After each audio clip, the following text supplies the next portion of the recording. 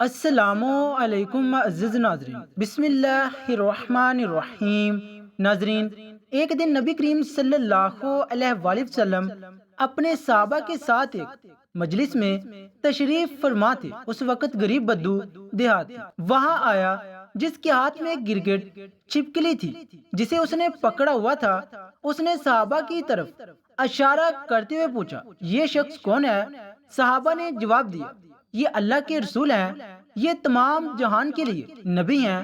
بدو نے کہا، میں لات عزا کی قسم کھا کر کہتا ہوں کہ میں انہیں نبی نہیں مانتا، لیکن اگر میرے ہاتھ میں جو گرگٹ ہے، اگر یہ گرگٹ آپ کی نبوت کی گواہی دے دے تو میں آپ کو نبی مان لوں گا۔ اس بدو نے نبی کریم صلی اللہ علیہ وآلہ وسلم کی طرف دیکھتے ہوئے کہا، اے محمد، جب تک یہ گرگٹ آپ کی نبوت کو نہیں مانے گا میں بھی آپ کو نبی نہیں مانوں گا۔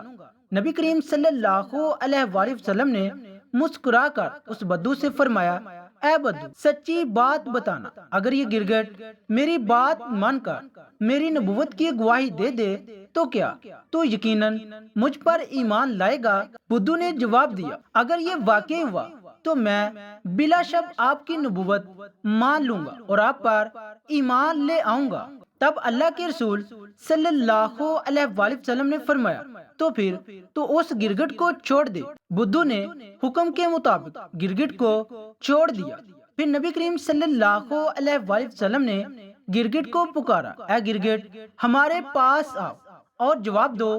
جیسے ہی نبی کریم صلی اللہ علیہ وآلہ وسلم نے گرگٹ کو پکارا، وہ گرگٹ سب کی سمجھ میں آنے والی صاف عربی زبان میں بولنے لگا، لبیک یا رسول اللہ، میں آپ کی خدمت میں حاضر ہوں اور آپ کی مدد کے لیے موجود ہوں۔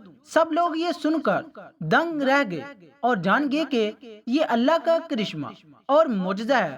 پھر نبی کریم صلی اللہ علیہ وآلہ وسلم نے اس سے پوچھا، جس نے جنت میں رحمت اور جہنم میں عذاب بنایا ہے، بتا وہ کون ہے؟ گرگٹ نے جواب دیا، اللہ ہے۔ پھر نبی کریم صلی اللہ علیہ وآلہ وسلم نے پوچھا، اے گرگٹ، میں کون ہوں؟ گرگٹ نے کہا، آپ اللہ کے رسول ہیں، جو بھی آپ کی نبوت کو قبول کرے گا وہ کامیاب ہوگا اور جو آپ کو جھٹلائے گا وہ ناکام رہے گا۔ پھر نبی کریم صلی اللہ علیہ وآلہ وسلم نے اس غریب بدو کی طرف دیکھا اور فرمایا، اب کیا تیرے دل میں میری نبوت کے بارے میں کوئی شک باقی ہے؟ بدو نے کہا، یا رسول اللہ، یا حبیب اللہ، جس گرگٹ نے آپ کی نبوت کی گواہی دی ہے اس کے بعد شک کرنا میری اوقات میں نہیں ہے۔ اے اللہ کے رسول، مجھے مسلمان بنا دیجئے اور مجھے آپ کی خدمت کا موقع دیجئے۔ اس کے بعد وہ بدو نبی کریم صلی اللہ علیہ وآلہ وسلم کے ہاتھوں میں ہاتھ دے کر کلمہ پڑھ کر مسلمان ہو گیا۔ سبحان اللہ۔ ایک دن ابو جہل، علی بن مغیرہ اور اکرامہ بن ابو جہل جیسے کافروں نے نبی کریم صلی اللہ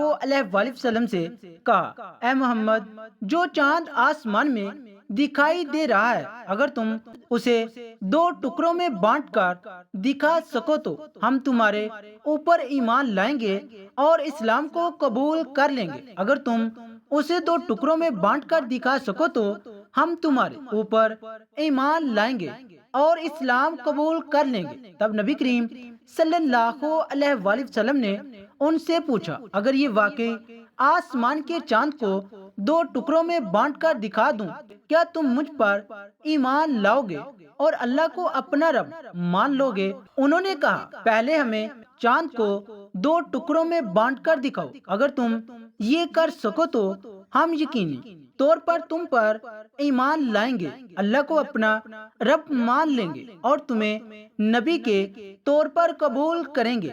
تب نبی پاک صلی اللہ علیہ وآلہ وسلم نے اپنے رب سے دعا کی، اے اللہ، تو آسمان کے چاند کو دو ٹکڑوں میں بانٹ دے۔ پھر اللہ نے اپنے محبوب کی دعا قبول کر لی۔ نبی کریم صلی اللہ علیہ وآلہ وسلم نے اپنی انگلی سے چاند کی طرف اشارہ کیا اور ایک ہی پل میں چاند دو ٹکڑوں میں بٹ گیا۔ چاند کے دونوں ٹکڑے اتنے دور ہو گئے کہ ان کے درمیان ہیرا پہاڑ نظر آنے لگا۔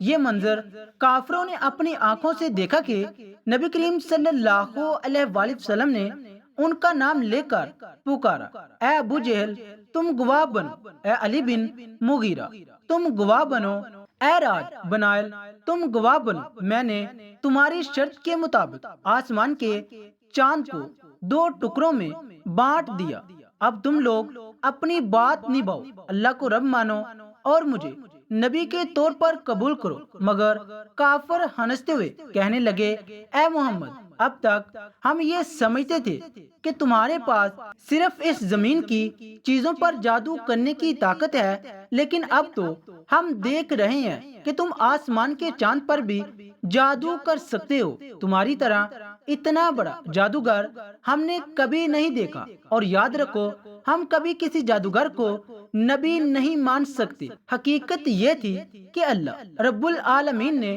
ان کے نصیب میں ایمان کا تحفہ لکھا ہی نہیں تھا، اس لیے وہ اتنا بڑا معجزہ دیکھ کر بھی اسلام کو قبول نہ کر سکے۔ اس خاص معجزے کے بارے میں اللہ نے سورۃ القمر میں ارشاد فرمایا ہے، قیامت قریب آ گئی ہے اور چاند پھٹ چکا ہے۔ دوستو واقعہ کیسا لگا کمنٹ باکس میں اپنی رائے کا اظہار ضرور کیجیے گا۔